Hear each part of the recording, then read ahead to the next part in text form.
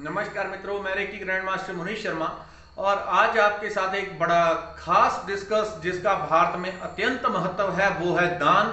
और दान करके भी हम बहुत बार बड़े भयंकर पापों के भागीदार हो जाते हैं।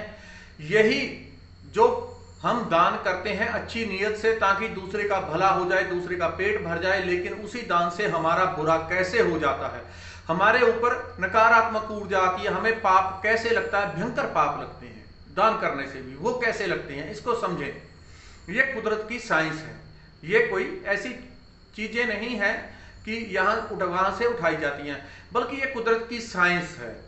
और ये उन लोगों ने खोजी है जो अपने थर्ड आई का इस्तेमाल करना सीख गए हैं, तृतीय नेत्र का, जिनकी इंट्यूशन लेवल बहुत हाई हो जाती है। अध्यात्म में बहुत कुछ होता है, जैसे जैसे व्यक्ति भीतर जाता है तो कुदरत के रहस्य खुलते हैं और बहुत नई नई बातें पता चलती है। दान से भी महापाप होता है, इसको समझे। भारत में दान का अत्यंत महत्व है। सभी लोग अपनी क्षमता के अनुसार दान करना चाहते हैं और दान करते हैं। बहुत सारी ऐसी पवित्र आत्माएं होती हैं, बहुत साधु लोग होते हैं, उन्होंने अपना इस तरह से धर्म बनाया होता है कि मुझे इतना दान करना ही करना है, हर रोज करना है, हफ्ते में करना है, महीने में जब सैलरी आएगी तब इस तरह से करना है। वो करते हैं कंटिन्यू। लेकिन बहुत बार ऐसे गलतियां हो जाती हैं, ऐसे दान होते हैं जिसका हमें भयंकर परिणाम भुगतना पड़ता है।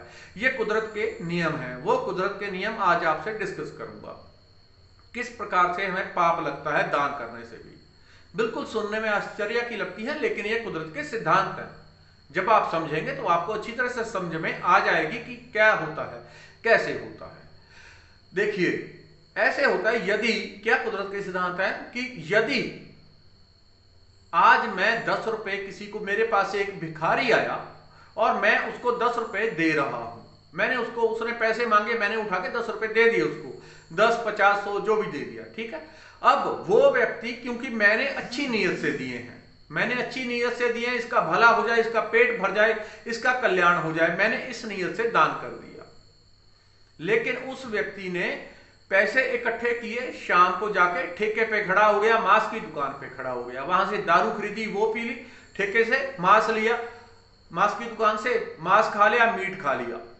अब हुआ क्या, मेरा जो पैसा था, क्योंकि मेरे हाथ से गया है तो मेरी एक वाइब्रेशन, मेरी एक एनर्जी, मेरा एक कार्मिक अकाउंट है, सभी का होता है कार्मिक अकाउंट। हम जो कर्म करते हैं वो सब कुछ उसमें रजिस्टर्ड होता है, वो कहीं बाहर नहीं होता। जैसे कहते हैं चित्रगुप्त आएगा ऊपर से वो हिसाब करता है, वो बाहर नहीं होते। चित्रगुप्त हमारे भीतर होता है। जब भीतर की परतें हमारे खुलती हैं तो चित्रगुप्त भी भीतर से निकलता है।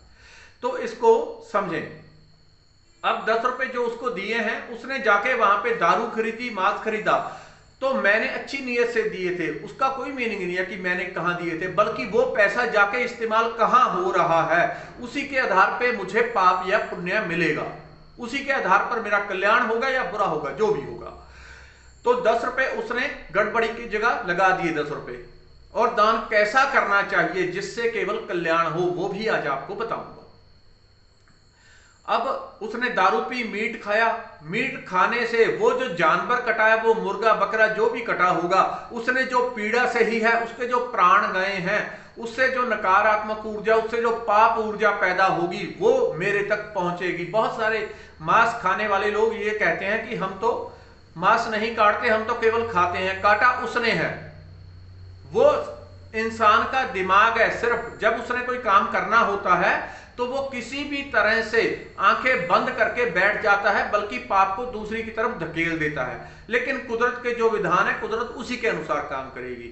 इंसान कितने भी इस तरह से चालें चल ले कि कुदरत जानेगी, वो जान होगा, वो होगा, होगा वही। अगर मैं मांस खरीद रहा हूं तो उस जो जानवर मरा है, क्योंकि उसकी ऐसा नहीं है कि वो मर गया है, किसी और ने मार दिया है, वो पाप खत्म हो चुका है, बल्कि उसकी जो पाप एनर्जी है, उसकी जो नकारात्मक वाइब्रेशन है, उसकी जो नकारात्मक वाइब्रेशन है, वो उसके मांस के अंदर स्टोर हो चुकी है। ये परमात्मा का विधान बहुत जटिल है और सुपर इंटेलिजेंट है। वो पाप की ऊर्जा, वो नकारात्मक, वो दर्द की ऊर्जा उस मांस के अंदर इकट्ठी हो चुकी है, और जब वो व्यक्ति खाएगा तो उस तक ट्रांसफर होगी। मैंने उसे दान किया, वो मेरे तक ट्रांसफर होगी। ये पाप का दान जो है वो सिस्टम है। मेरे टीचर ने एक बार कहा था, जब मैंने 15-18 साल पहले रेकी सीखी, तो उन्होंने कहा था कि बस स्टैंड पे जब कोई भिखारी आता है 1 रुपया आपसे मांगता है, उसे कभी मत देना, उन्होंने कहा था। लेकिन ये बात मेरे अनुभव में बहुत गहराई से नहीं आ सकी, इसलिए मैं इसके ऊपर लंबे टॉपिक नहीं कर सकता, नहीं बात कर सकता। मैं वही कह सकता हूं जो बात मेरे अनुभव में आती है, जो बात क्लियर दिखती है। दिखती कैसे? अब दिखने के सोर्सेस बहुत होते हैं, बहुत कुछ होता है, वो यहाँ पे इतने लोगों के बीच डिस्कस नहीं हो सकती चीज। कुछ बहुत चीजें होती हैं जो गुप्त ही होती हैं, उनको प्रकृति ने अपने अंडर रखा है पर्दे में, तो उनको अंदर ही रहने देना चाहिए। अब दान कैसा करना चाहिए? जब भी हम दान करते हैं उसका इस्तेमाल कहां हो रहा है, पाप और पुण्य सारा उसी के ऊपर आधारित होता है। यदि मैंने कहीं दान किया, कहीं कोई मंदिर बन रहा है, कहीं मंदिर बन रहा है, मैंने उसमें 10 रुपए दान कर दिए, उस मंदिर से जो सीमेंट लगेगा, जो ईंट लगेगी, उसका मंदिर का निर्माण हो गया। अब वहां पे आज भी पूजा होगी, 10 साल बाद भी होगी, 20 साल, 50 साल, 100 साल बाद भी पूजा होगी। 200 साल तक मंदिर चला तो 200 साल तक वहां पूजा होती रहेगी। वहां पे जितने लोग आके पाठ पूजा करेंगे, उसका अंश मैंने जो दान किया होगा उसके हिसाब से मेरे तक आएगा, वो आता रहेगा। बहुत सारे लोगों की ऐसे होता है कि कुंडली देखने वाले ज्योतिषी बताते हैं इसकी किस्मत में कुछ नहीं है, इसको कुछ नहीं मिलेगा, ये नहीं होगा, वो नहीं होगा, लेकिन अचानक से जो उसकी किस्मत में होता ही नहीं वो भी उसे प्राप्त हो जाता है। ये पिछले किए हुए दान के कारण हो जाता है, पिछले किए हुए अच्छे कर्मों के कारण हो जाता है। अब वहां पे जो कुछ हो रहा है, एक मंदिर में मैंने आज 10 रुपए दान कर दिया, वहां यज्ञ होंगे, पाठ होंगे, पूजा होंगे, बहुत सारे लोग वहां पे बैठ के परमात्मा के साथ जुड़ेंगे। वो जो पॉजिटिव ऊर्जा, जो पुण्य की ऊर्जा रिसीव करेंगे, उसका एक अंश उस तक भी पहुंचेगा जिसने वहां पे दान किया है। तो दान कहां कहां करना चाहिए? दान जब भी आप कहीं जा रहे हैं, अगर आपको दान करना है, दान बड़ी बड़ी विपत्तियों को टाल देता है, बड़ी बड़ी समस्याओं को खत्म कर देता है। हमारे जो ऊपर नकारात्मक कर्मों का प्रभाव होता है उसको कम कर देता है, बहुत चीजें हटा देता है। दान हमेशा करना चाहिए। किस प्रकार का? आप कहीं जा रहे हैं, खाने पीने की चीजें अपने पास में कुछ रख लें, आपने दान करना है। कहीं भी कोई घूमता हुआ मिले, उसे उठा के दे दें, उसे ब्रेड दे दिया, रोटी दे दिया, आपके घर में कोई आया उसको आपने खाना खिला दिया।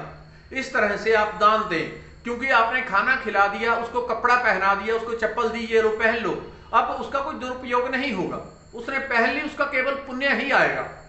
आपने उसको कपड़ा पहना दिया, उसको खाना खिला दिया, उसकी आत्मा को तृप्त कर दिया, अब केवल और केवल पुण्य ही आएगा। तो दान जब भी करना हो, देख के सोच समझ के कि उस दान का कहां उपयोग हो रहा है, ये बड़ा महत्वपूर्ण है। दान का उपयोग कहां हो रहा है, ऐसे ऐसे स्थानों पर दान करना चाहिए। कोई धर्मशाला बन रही है, वहां पर जितने लोग आके ठहरेंगे, आजकल तो ये ट्रेंड धर्मशालाओं का बहुत कम हो गया, अब होटल ही होटल है, लेकिन वहां पे अगर धर्मशाला में आपने दान कर दिया, किसी मंदिर में दान कर दिया, किसी गुरुद्वारे में दान कर दिया, वहां पे जो लोग आके खाना खाएंगे, जो लोग खाना खाएंगे, उससे केवल पुण्य ही पैदा होगा। और बहुत सारे काम ऐसे होते हैं, जैसे मंदिर का हो गया, किसी धर्मशाला का, या ऐसी किसी चीज में आपने दान कर दिया जिसका केवल सदुपयोग होगा, तो उसका केवल और केवल आपको पुण्य ही मिलता रहेगा। इस जन्म में भी मिलेगा, इस जन्म के बाद भी, आगे भी मिलता रहेगा। अपनी बुद्धि से सोच के समझ के कि इसका क्या उपयोग आ रहा है। कोई बच्चा गरीब है, उसकी पढ़ाई की जिम्मेवारी ले, वहां पे कोई आपको दुष्परिणाम नहीं मिलेगा। बच्चे की पढ़ाई की जिम्मेवारी ले, उसको किताबें लाके दें, कपड़े लाके दें, जो कुछ भी आप कर सकते हैं वो करें। अपने लिए पास बिस्किट रख लें, टॉफियां रख लें, जो अच्छी चीज है खाने पीने की रखें, बच्चों को दें, गरीबों को दें, जहां भी हो सकता है उनको खिलाएं पेट भर के। कहते हैं नर में नारायण है, यदि आपने नर की सेवा कर दी तो नारायण खुश हो जाते हैं। इसलिए दान धर्म भारत में सबसे उत्तम कहा गया है, लेकिन सोच समझ के करना होगा कि उसका उपयोग अच्छा हो रहा है, बुरा हो रहा है। लोहे का काम एक वो भी करता है जो डॉक्टर के सर्जिकल ब्लेड बनाता है, एक लोहे का उपयोग वो भी करता है जो तलवारें बनाता है, चाकू बनाता है, जो लोगों को मार सकते हैं। अब दोनों ही लोहे का काम कर रहे हैं। जो सर्जिकल ब्लेड बना रहा है, डॉक्टर उससे जिंदगी बचाएगा लोगों की। जो तलवार चाकू बना रहा है, उससे लोगों की जान जाएगी, उससे पाप पैदा हो रहा है, उससे पुण्य पैदा हो रहा है। इस चीज को हमेशा सोच के समझ के तभी दान करना चाहिए। धन्यवाद, नमस्कार।